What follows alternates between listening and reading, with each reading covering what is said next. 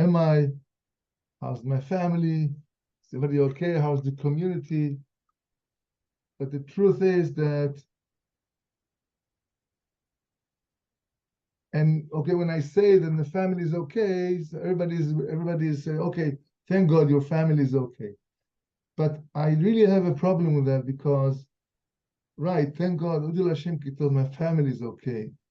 But if one person from the Jewish nation is anywhere in the world is getting hurt or God forbid getting killed, this is my brother, my sister. That's how we should actually treat ourselves as brothers and sisters. And we all have, there's an interesting insight that we're going to just zoom into the classroom. Before the end of the classroom, I think Aram Zelig had a question to everyone. So we'll give him a few minutes at the end of the lesson. The Am Yisrael in the Torah is called, interesting enough, Adam Atem. Adam Atem, the prophet talks about Adam Atem. Adam means man, but Adam in Hebrew, you cannot, this is one of the just few words, you cannot say many in plural. It doesn't work in Hebrew. You cannot say Adamim, Adamot. It doesn't get to the right meaning. So Adam is only one, and the nations are many. Adam Atem, so the prophet says, you, the Jews, are called Adam, but the nations are not called Adam. So there was one time, by the time of the Rabbi Yonatan Eibeshitz, the Caesar, the Caesar, the emperor, was very furious about how come you are only called Adam, humans? Aren't the nations are humans? You're gonna give me an answer within 3 days, or else I'm gonna punish you. And Rabbi Yonatan Eibeshitz was very sharp. It was like a pepperish and very smart. And 3 days passed, and he came to the emperor. He says, I have an answer for you. He says, okay, I want to hear your answer. So he says to the emperor, I want to ask you a question. You are a Greek nation, right? If a Greek person somewhere in Asia is getting hurt, do you pay attention? Do you care? Do you get, are you hurt? Are you bothered? And he says, well, I'm an emperor. This is my nation. What happens in another country is not so much of my business. Says Rabbi Yonatan to the emperor, there you go. We are not like that. For us, if one Yid get hurt somewhere in the world, or he get killed, God forbid, somewhere in the world, doesn't matter where, we all care. We all hurt. We're all bothered. Because we're one nation. We're all brothers and sisters to the same nation. This is what we call Adam, and the nations are not. And if we look carefully to this idea, it really teaches us a lot about the love, the Ava, that we all should have towards one another, and also the responsibility we all have towards one another. There's a famous parable that is discussed in the mashal. I think the Chaim or the one of the Dubna, the Magid Midubna. It's a very famous mashal. That there's a big boat, and with hundreds of rooms, and everybody goes, a huge sailing boats, like thousands of people are taking it. And one day they hear like a big noise from the bottom in the basement rooms. Somebody's like drilling in the ground in the bottom of the boat. So they knock on the door, they see a person standing with this, that machine that makes holes in the ground. He says, "What do you think? Are you crazy? Why are you're gonna make a hole in the ship, in the boat, and we're all gonna sink?" So he says to them, "What do you care? This is my room. I'm only drilling a hole in my room. Do you have a problem with that?" So he says, "Of course, you fool. It's your room, but it's the whole boat is counted, is depending on your room as well." So the Maggid of Duvna wants to say that this is how we are. Each one of us has responsibility towards the whole nation. And as the Rambam brings very interesting focus, a vision we all have to have. And he said that each one of us have to feel like the world is equal. Means to say, sins and mitzvahs are balanced, 0 to 0.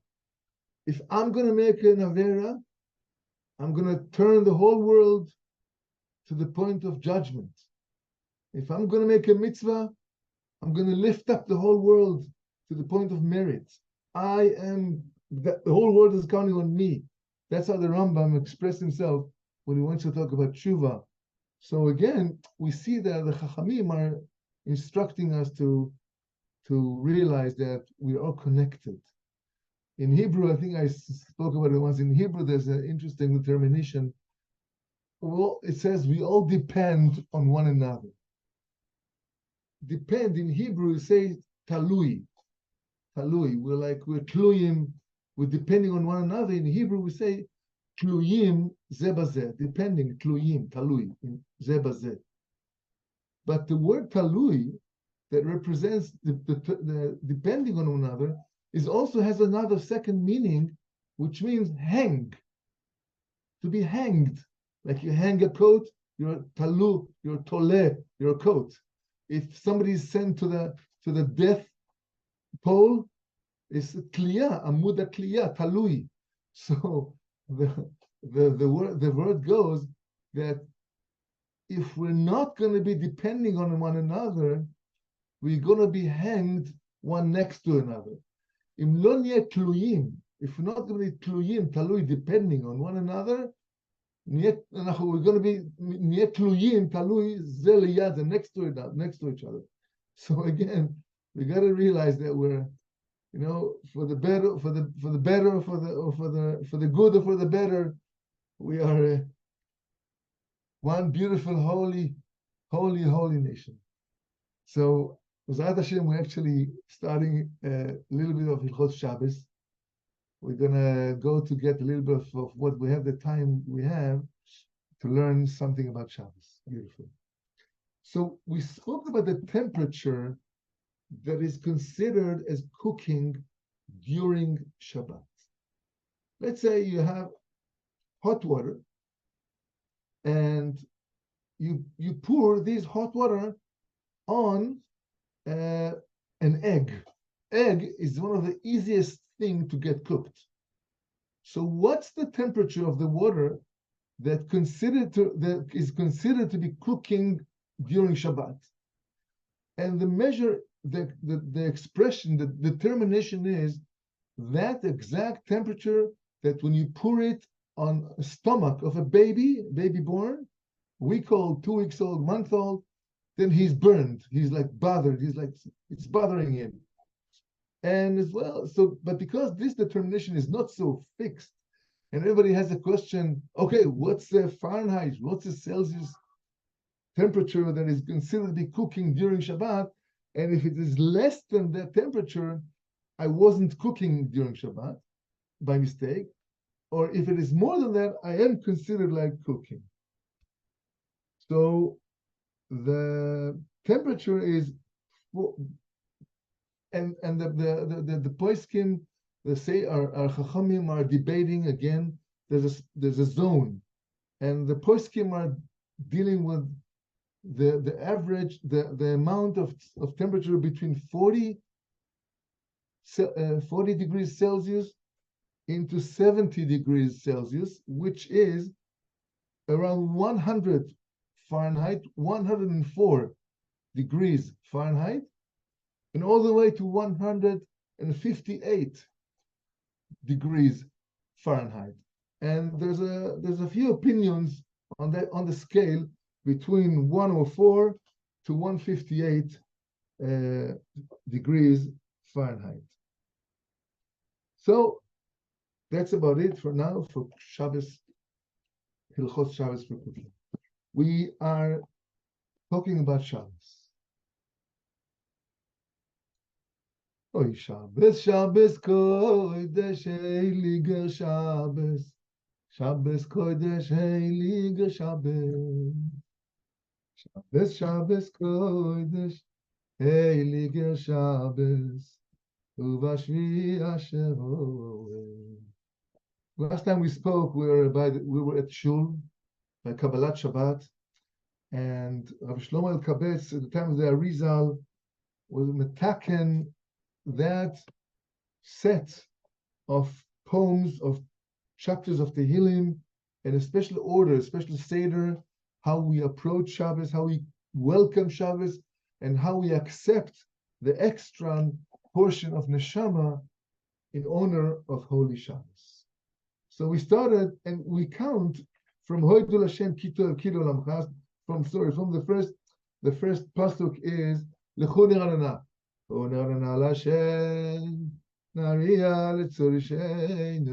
There's various nigunim in the whole world, so many knetches of melodies, and everybody has his own minhagim, and some are faster, some are slower, some are devotion, some are fearful, God-fearful.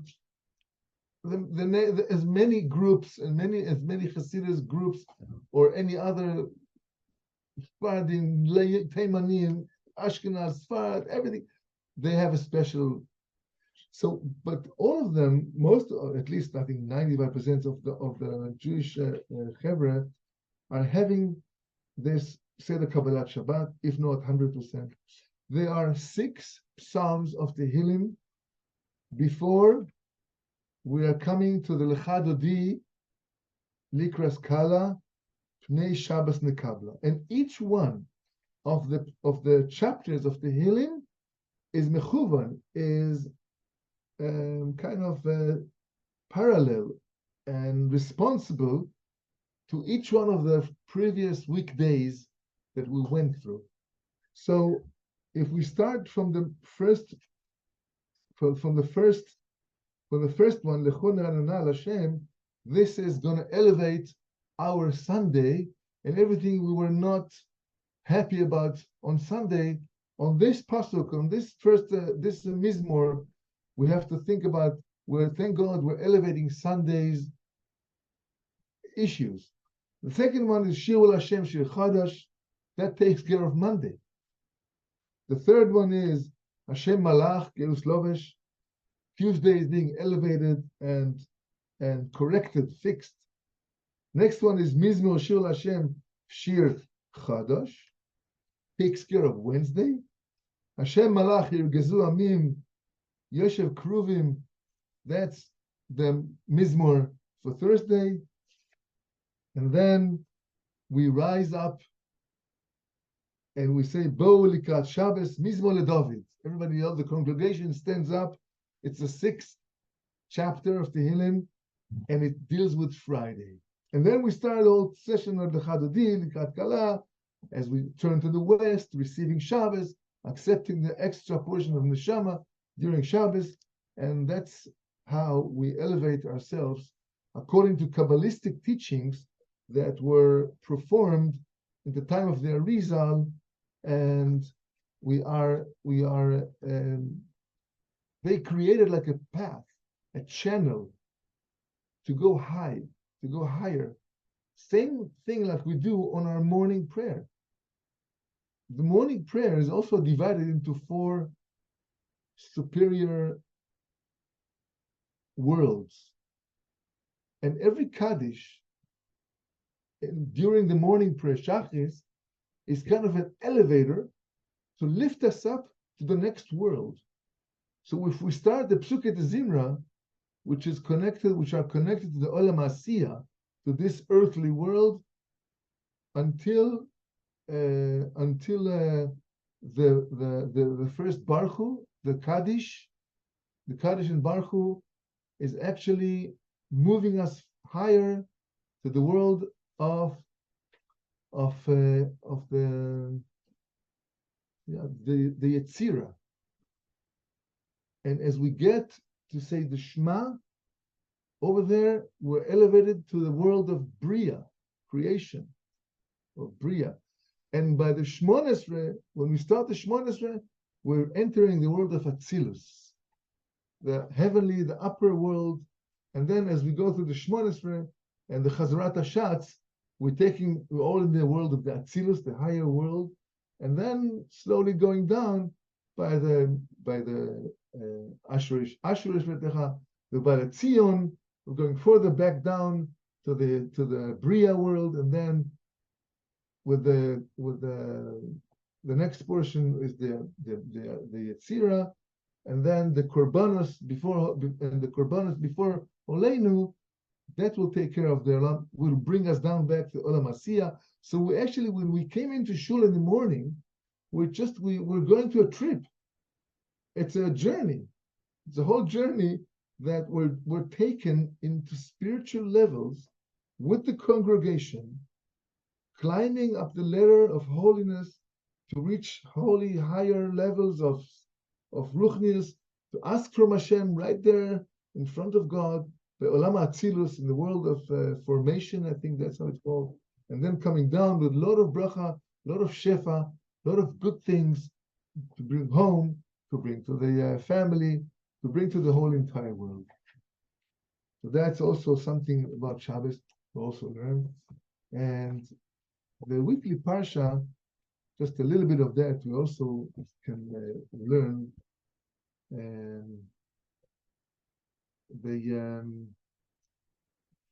The Parsha talks about the menorah.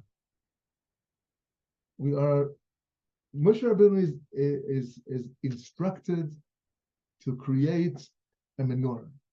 But the menorah of gold was not done from parts, or you cannot have like a mold and pour gold into the mold and here you go, a menorah. Moshe Rabbeinu was instructed to have like a chunk of gold, like a 1.5 meters height. This was the size of the menorah. Maybe the width, I'm not sure how wide it was supposed to be that chunk of gold, because the menorah itself was not so wide. It was tall, but not so wide. And he had to like curve with that, to curve around this chunk of gold to separate the leftovers until he created this wonderful, wonderful menorah with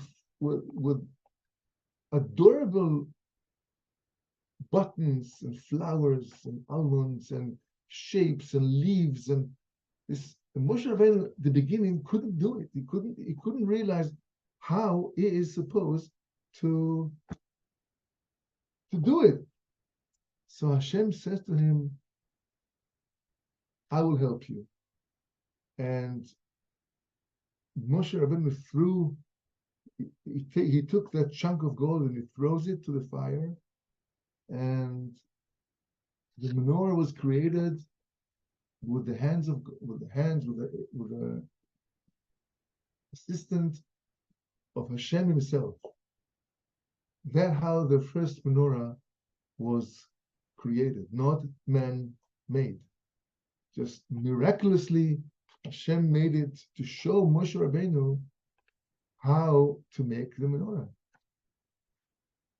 Further on in the Parsha, in the Haftarah, we're going to read that Shlomo HaMelech, in the Beis HaMikdash, right? Here we talk about the tabernacle, but the Beis HaMikdash, Moshe Rabbeinu had like, I think 10 or 13 menorahs of gold throughout the whole Beis HaMikdash.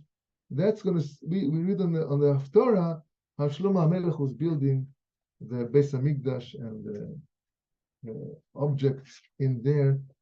The menorah has a beautiful miracle that all the wicks, it has like three branches from each side, and the middle branch, which is called the menorah itself, and the three like candles, and the middle candle, And all the candles were actually facing the middle candle by miracle. It wasn't naturally fire. If you light a candle, the fire goes up straight. But these candles, these candles were all diagonals. They were turning into the middle. The middle is here. 1, 2, 3, altogether 7 branches. To show us that not for the physical light we're looking at. It's not that what we need. The menorah did not give a physical light to the world. The menorah gave a spiritual light to the world. The olive oil that we are instructed to lit in the menorah represents the chokhmah. According to the Kabbalah, the wisdom, chokhmah is olive oil. And the menorah also was placed in the southern part of the Beis Hamikdash, or of the tabernacle, to show us that the southern part is also representing the wisdom, the chokhmah. The northern part represents fortune, gold, money. So it's not for the material, rather for the chokhmah. So thank you again. Good Erev Shabbos, good Shabbos. And Rabbi Zelig want to have a few words. He